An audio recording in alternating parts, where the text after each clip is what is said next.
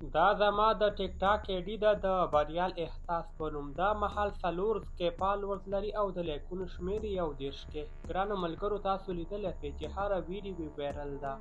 د ویډیوګانو د ویوز شمېر تاسو ته د موبایل په سکرین باندې ښکاري. که چیرته زه دا ویډیوګانې پورته سکرول کړم تاسو به وګورئ چې زما پر ویډیوګانو باندې ان تر میلیونز ویوز هم راغلي دي. دا چې څرنګه کولی شو خپلې ویډیوګانې دغه ډول د پاریو پیج ته اپلوډ کړو. ټوله طریقه پر دا ویډیو کې تاسو سره شریکوم. که چیرې ستاسو یوه ویډیو پاریو ته لاړه شي نو هغې نه وروسته هره نوې ویډیو به ستاسو ویرل کیږي. همدغه طریقه نن زه له تاسو سره پر دا ویډیو کې شریکوم. نو که چیرې ویډیو معلوماتي وي یو لایک ورکړئ، چینل سبسکرایب کړئ او زموږ د ملاتړ لپاره یو ښه کمنټ وکړئ. راځو د موبایل سکرین ته چې څرنګه کولی شو خپلې ویډیوګانې د پاریو پیج ته ور اپلوډ کړو. پر ویډیو کې تاسو ته ښه راغلاست وایم. زه بریالی احساس یم. ښه ګرانو ملګرو تاسو راشئ پر خپل موبایل کې د ټیک ټاک اپلیکیشن راخلاص کړئ، بیا په پروفایل اپشن باندې کلیک واخلئ. پورته په 3 ډاټ باندې کلیک واخلئ. دلته ځینې داسې سیټینګونه موجود دي چې باید یې موږ او تاسو لومړی هغه اصلاح کړو. په 3 ډاټ باندې کلیک واخلئ او بیا راشئ په سیټینګ ان پرایوسي اپشن باندې کلیک واخلئ. دلته لومړی تاسو کلیک واخلئ اکاونټ. کله چې تاسو اکاونټ برخې ته راسئ دلته ستاسې د ایډي اړوند معلومات شتون لري. اکاونټ انفارمیشن دلته فون نمبر او سربیره نور معلومات دي. راځو پرایوسي ته. په دې ځای کې لومړنی اپشن موږ او تاسو سره شتون لري پرایویټ اکاونټ.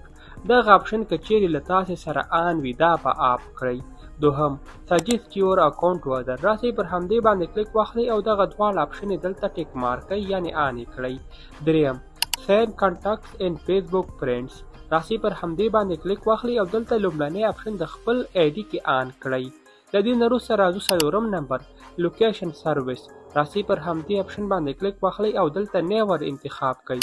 هیڅکله هم ټیک ټاک ته اجازه مه ورکوئ تر څو ستاسو لوکیشن معلوم کړي. له دې څخه ګرانو ملګرو بیک راځو. دلته لیکل شوي دي ریوز اف کانټینټ.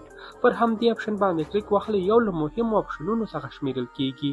که چیرې تاسو غواړئ چې نور اشخاص ستاسې ویډیوګانې کاپي نه کړي او یا هم غواړئ یو څوک ستاسې ویډیوګانې پر ټیک ټاک کې ونه کاروي نو دغه اپشن ټیک مارک کړئ یعنې ګټه ورڅخه اخیستلی شئ. کاپي ریټ دپاره ده. ګرانو ملګرو دا د ویډیو دوهمه برخه ده. څرنګه کولی شو خپلې ویډیوګانې په صحیح طریقې سره ټیک ټاک ته اپلوډ کړو او وکولی شو پاریو ته دغه ویډیوګانې لاړې شي. تاسې راسئ دلته په دې پلس اپشن باندې کلیک واخلئ. د خپل ګالري څخه یوه ویډیو انتخاب کړئ.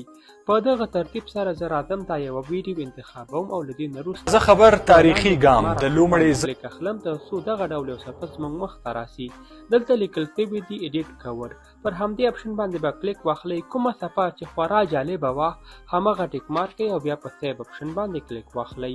په ټایټل او عنوان برخه کې تاسې هیشټیګ ولیکئ او داسې هیشټیګ انتخاب کړئ کوم چې زیات کارول کیږي. دغه ډول هیشټیګ پر پښتو ژبه کې ډیر کارول کیږي. زه همدا کاروم.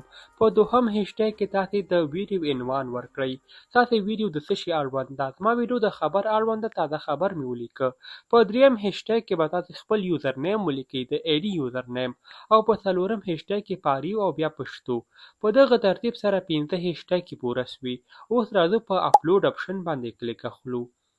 د لږ ځنډ انتظار وروسته دغه ویډیو اپلوډ کیږي. دلته نورې اپشنې هم وجود لري. په دې باندې تاسې کلیک مه کوئ ستاسو اړوند نه وي.